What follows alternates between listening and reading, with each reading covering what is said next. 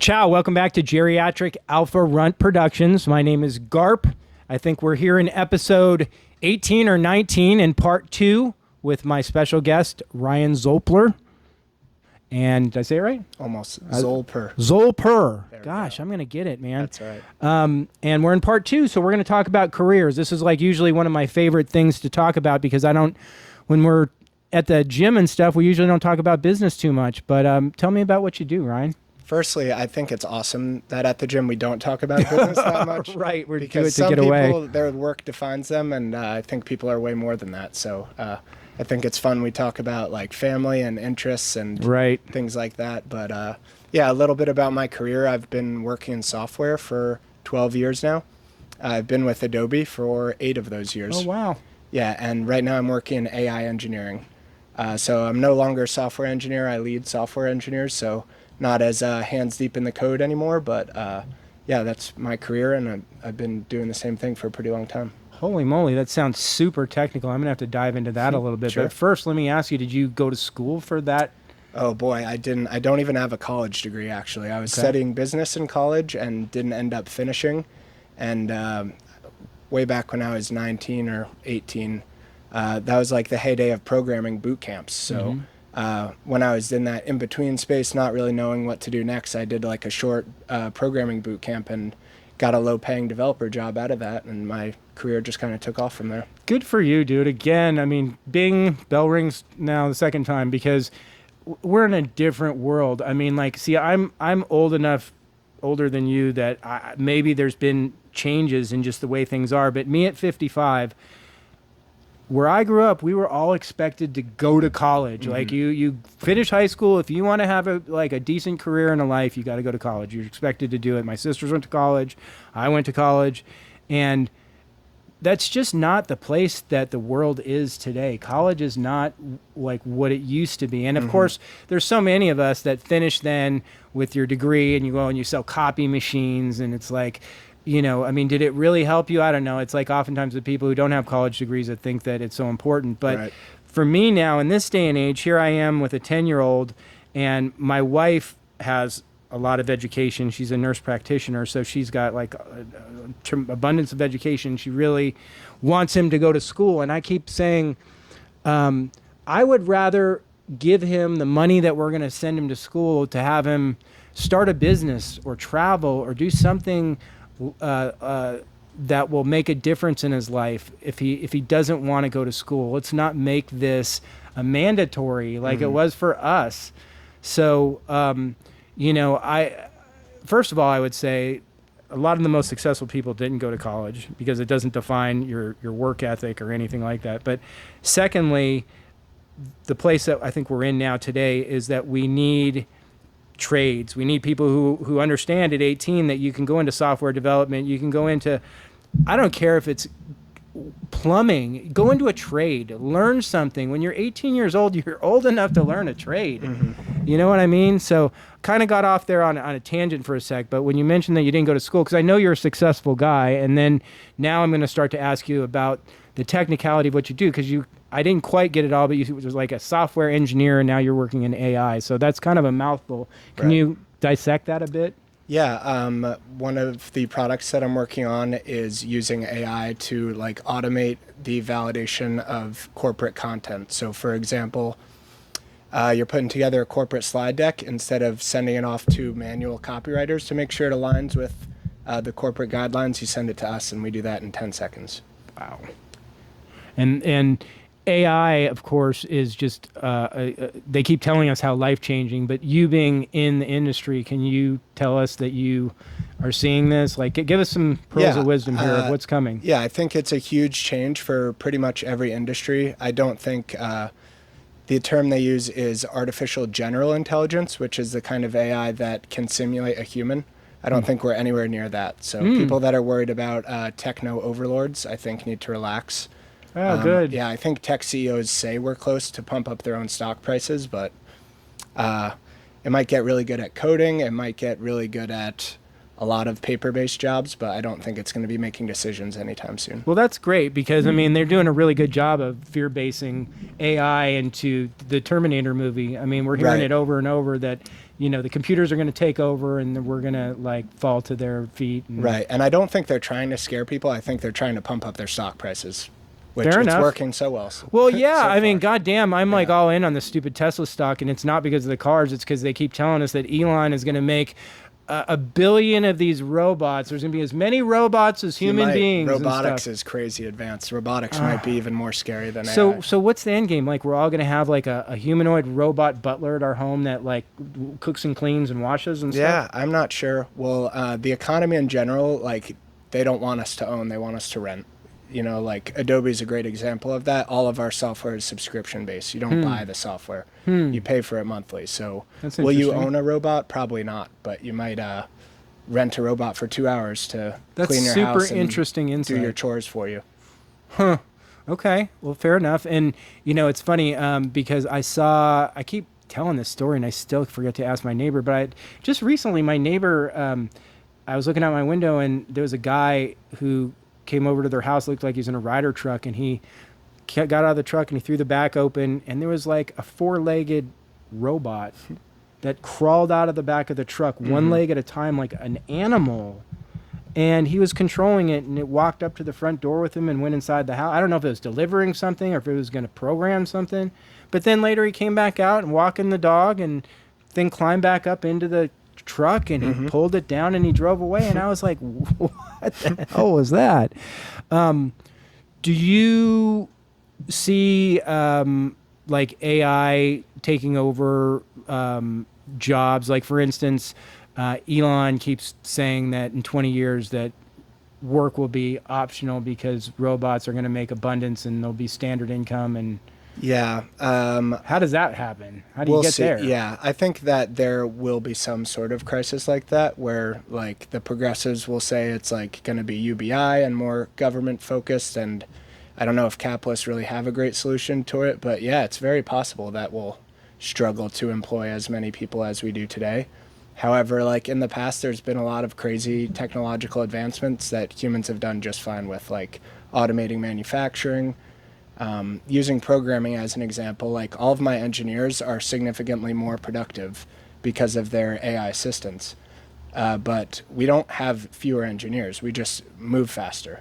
So it hasn't resulted in less jobs for us. We just are able to deliver things more quickly. So are you like a work from home type of person, or do you I go in twice a week to the domain. Okay. And at the domain, is there a bunch of like super smart people that all like conglomerate and share ideas? And like, I'm just trying to get an idea of like what not type like of a work co-working environment. space. There's a small Adobe office in the domain. Yeah. Okay. And do you see like any of these in your face advancements that they're touting as being what they are? I mean, I'm specifically going to the self-driving. It sounds like that's we're now going to be driving in 10 years, Yeah, right? I agree. The self-driving seems like it's going well. I mean, I mean, it's behind the schedule that people promised, but it's super advanced. I'm still to this day blown away that they're able to do it. It's just Yeah. like so amazing. And so I guess the end game though is that maybe like there'll be a grid and people won't be driving anymore. Maybe on only certain times, certain roads. I don't know, but I mean, I can certainly see there'll be a point in time where people won't trust human beings to drive anymore. I agree. Right? Yeah. And it's like if you're not programmed into the grid, so you don't run into someone, you're not going to be able to drive anymore. I agree. Which makes sense. Yeah.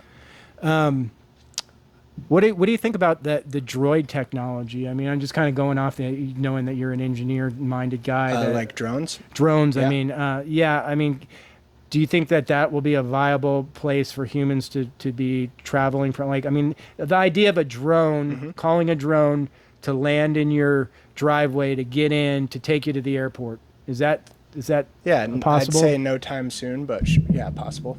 I mean, I think that would make sense because it obviously taking to the air it makes sense. Right. So I'm not going to try and pull you down the rabbit hole because I didn't warn you, but I mean, this is my favorite subject is to talk about like the crazy shit going on in the news with UAPs and. I follow you on Facebook, so I know. Okay, so I know so about your I mean, rabbit like holes. I'm interested to hear what you say because I know that you're. You're an intelligent guy working in an intelligent space. So Yeah. like, what are you here? What are you thinking? What do you? I mean, I've watched a lot of the newer documentaries that have come out, and it seems like the federal government knows there's aliens that have been to our planet, and it's hard to deny at this point if you're not following closely. Love it. I love it. See, when I hear another intelligent person who's just like, okay, I'm accepting of what the things that they're saying, because where there's smoke, there's fire. We haven't seen any of this, but I mean, we're hearing it now for enough and for long enough that you got to start to think it's true. Yeah, just like mathematically, there's an infinite amount of universes. So there's an infinite amount of Earths. There's infinite amount of Earths at a similar point in time that this Earth is. So yeah, it's so how about this one then? Like the idea of coding and like, so we're in a simulation that's block coded. Does any of that like resonate? Yeah, I like philosophy, so those kind of like things to think about are interesting, and it's impossible to disprove. So I don't think it's true, but it's impossible to disprove. Have you seen the one where the people who are on DMT look into a laser and they can see coding? And it's No, I haven't seen it. It's a true thing. It's not like just some wackos doing it. That there's like a science-based hypothesis now where these people do DMT, and if you look into a laser, you can read coding, and if you move, you can see it. And it's only something that happens when you're on DMT. And I mean, it's like, again, I'm a little old, so I don't really like follow the DMT as much as like that wasn't a drug when I was around as much. What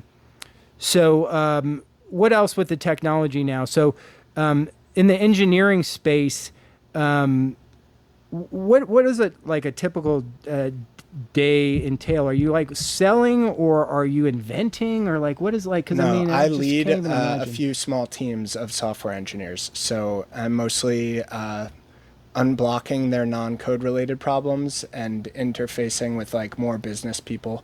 So like the typical software engineer doesn't have the most skilled business terminology and doesn't excel with talking to leadership or talking to clients. So I spend a lot of time interfacing between them, giving my engineers directions, or just solving problems to let them stay in the depths of the code. If there's a problem outside the code, I'll go solve it for them. Super interesting. So they're relying on you to be a mediary between people who don't communicate as well with people who maybe don't understand as well, but are good communicators. Yeah, and I'm a big servant leadership guy, so I try to just be the problem solver for everyone. That's super interesting, because it's like sometimes people will talk about their jobs and I still like go away from it. Not really. It's not that I don't understand what they said, but it's like I still lack a understanding of like what it is that they're doing. Can you kind of explain to us like a typical like problem that you guys would see that we might understand? Like there's a business and they're not able to get their pictures to load. I don't know. I mean, like what kind of like problems are we solving? I know what Adobe is. That's why I say like Adobe Acrobat. Like these are things that this terminology is familiar to me. So you're probably an investor, and if you follow the stock market, everyone's talking about what these big tech giants are going to do with AI. So a company like Adobe is pouring a ton of money trying to make its own AI solutions make money before other AI solutions take their existing client base. So that's kind of my area where Adobe's trying to extend its big giant software processes into having the benefit of AI assistance. So like a problem my clients had, I mentioned validating a corporate document, which is a pretty boring example, but for them it's a thrilling example because they waste so much money on it every year. And so when I go talk to a client like I did this morning, I'm talking about pretty technical questions from their technical people, such as data protection, how we prevent harm and bias from the AI system, because like I said, an AI system doesn't make decisions, and it does a thing called hallucination, where it gives you incorrect data confidently. And so we have to have guardrails to prevent those kind of things. Super interesting. So with AI, does AI get smarter with experiences, or is it like you guys load in like a new volume of information? How does AI... It's just constantly pulling from the internet? Like, how does it get smarter? No. So you know what ChatGPT is, or Grok? I've heard of it, sure. Yeah, so those are LLM models, which is under the bubble of AI. It's not really artificial intelligence because real intelligence makes decisions. And so ChatGPT is trained on internet data in order to make this super powerful large language model. And then when we need it to get really good at a certain task, we train it on our own data. and make it better at that specific task at the expense of other tasks that we don't need it to do. So you're utilizing other technologies, you're integrating like ChatGPT into your stuff. Right, correct. Okay. Yes. And is it getting smarter? No, it can get better at tasks over time if you help it. But again, it's not making any decisions, so it can't really learn or make decisions on its So own. like ChatGPT and Grok is like Chevy and Ford. They're the same thing. They just are Sure. different companies Yeah. doing them. Okay. And like the whole thing with these two in particular, because I'm more familiar with those, is they have this human-like way they speak to you. Like, huh, and they give you these inflections where you feel like it's a real person, right? Yeah. So that's part of it. Like, what's the end game here? I mean, how is that different from Google? Like, because you're asking opinion-based questions or something? I mean, like, what's different from Google and Grok? Like, just the way the question is answered? No, Google, like you've seen that Google has its AI assistant when you search things. Okay. Google is just like my use case, where Google is really good at its one use case of digging up certain things when you ask it one question. Okay. But LLMs are very good at a ton of things. And so I can take any task I want. Like if I want it to be really good at, I don't know, I want it to be an expert at the auto industry. I can take time and train it on data and, give it a lot of previous studies on the auto industry and make it an expert in the auto industry. So it can instead make of just being decisions- a generalist. Yeah, make decisions based on variables and different information rather than just one thing. Does it have a Sure, good or report? just like augment the pool of data that it pulls things from. So just from my limited memory of like what Adobe is, like I remember like Adobe Acrobat, like still a and big moneymaker. so Photoshop. they obviously, is that what Photoshop is part of that too? Okay, so I mean like the companies who survive, because I mean this is like terminology that I remember from a long time ago, so they've obviously been around for like what 20 years or something at least, Yeah. right? They've had to change with the times because their first products must have been really like primitive in what they were doing. And so what do you attribute like this company's ability to roll with the punches and stay relevant? And like, do they have good people at the top, or like what? Yeah, we've had the same CEO for a very long time, and he's extremely competent. I mentioned that change to like the subscription model. That was his idea, and it kind of changed the whole software industry and made everyone start moving towards that. Because as you see in streaming or anything nowadays, like nobody cares about a one-time purchase. They want to be able to predict future revenue, and so that's super important in valuing companies these days. So is there any way or anything that you could interact with people from our audience and help them, or like your job is more focused in like a specific niche and it's like there's nothing to really promote, or hey, you could talk to me about your business? Like, is there anything that you wanted to promote? Or I mean, not promote, but to help the audience learn how to use ChatGPT or those AI assistants. Like even in your day-to-day tasks, they're super valuable. And even if your job isn't going to be at risk from those things, someone that knows how to use that will put you at risk at your job. So you better learn how to use it and make yourself more productive. I keep hearing that you better learn it, and I'm like sitting back at 55 going, I don't want to learn it. I don't want to learn new stuff. I don't want to learn new stuff. So I mean, gosh, I got to remain open-minded. Real quick though, just because it passed through my head, do you have an Alexa? Do you like have do these assistants that, okay, because they listen to you and they're supposed to like yeah, I think too many things are listening for me to really care about that. I just like, I'm always plugged into technology, so like when I'm not, like when I'm at jiu-jitsu or when I'm fishing or when I'm at home reading a book, I just try to avoid being plugged in. Great. Just for my own mental benefit. All right, well, fantastic. I think I learned some stuff here. I enjoyed talking about some technology and some things that I didn't know about. Please like, subscribe, share. As I keep always saying, it's going to help our station to continue to grow. And join us for part 3 when we come back and talk about cars next.